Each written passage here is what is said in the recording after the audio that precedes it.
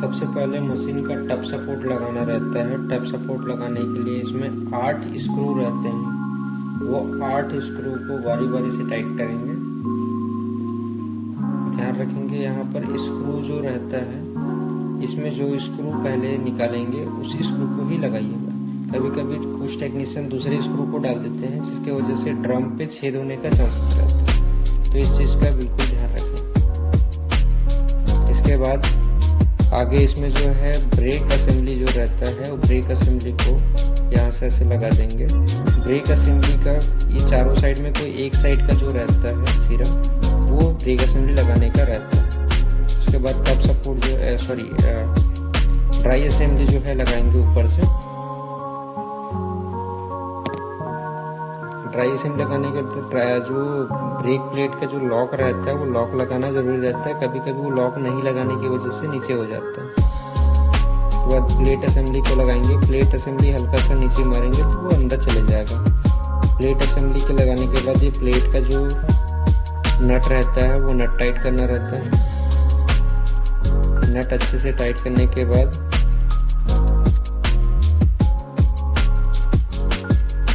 इसका स्प्रिंग लगाना रहेगा। स्प्रिंग लगाने के बाद इसमें मोटर लगाएंगे। मोटर लग गया। मोटर का लगाने के टाइम कभी कभी ध्यान रखेंगे, इसका जो स्क्रू रहता है, 2 स्क्रू नीचे के साइड से लगता है। ऊपर में इसका जो है एक वाइसर लगेगा और एक बोल्ट लगेगा। इसके बाद स्प्लेच असेंबली लगाएंगे। स्प्लेचर क्लच बोलते हैं इसको। स्प्लेचर क्लच लगाने के बाद जो है यहाँ से इस तरह से लगा देना है।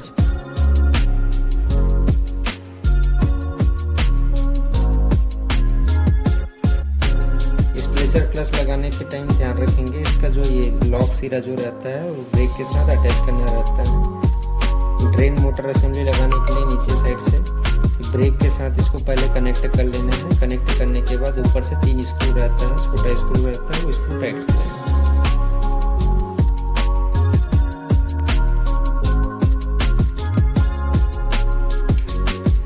डंप वॉल असेंबली लगाना रहेगा। डंप वॉल असेंबली लगाने से पहले डंप वॉल का जो लोहे वाला सिरा रहता है, वो ब्रेक के साथ खींच के लगाना रहता है। इसके लिए मोटा 2 स्क्रू लगता है। वो मोटे स्क्रू ही यूज करें, ज़्यादा बेटर रहता है इसमें। कभी कभी कुछ टेक्नीशियन दूसरा स्क्रू डाल देते हैं, तो ऐसा ना करें। उससे क्या है, ये ब्रेक ड्रम असेंबली जो है वो ढीला हो जाता है और प्रॉब्लम आने का चांस रहता है।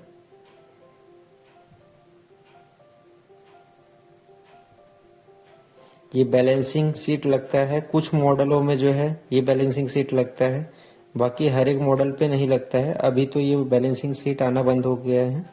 बाकी ये बैलेंसिंग सीट मशीन को लोड इक्वल करने के लिए दिया रहता है, ताकि मशीन पे लोड इक्वल रहे।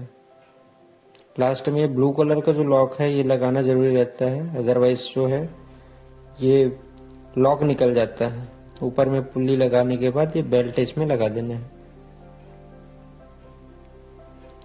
बेल्ट डालने के बाद जो है ये गियर बॉक्स का जो है काम कंप्लीट हो जाता है।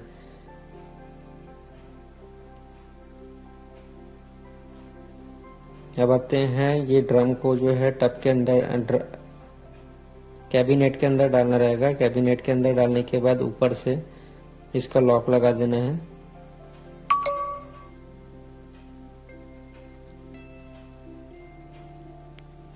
इस तरह से लॉक लगेगा ये।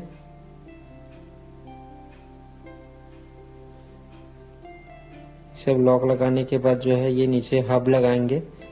हब लगाने से पहले ध्यान रखेंगे इस चीज को कि हब का जो लॉक रहे वो साफ रहे और अच्छे से रहे। बाकी वायरिंग इजी है इसमें। टोटली थिम्बल सिस्टम है। थिम्बल जिसमें आया हुआ है एज इट इज वैसा थिम्बल लगाना रहेगा।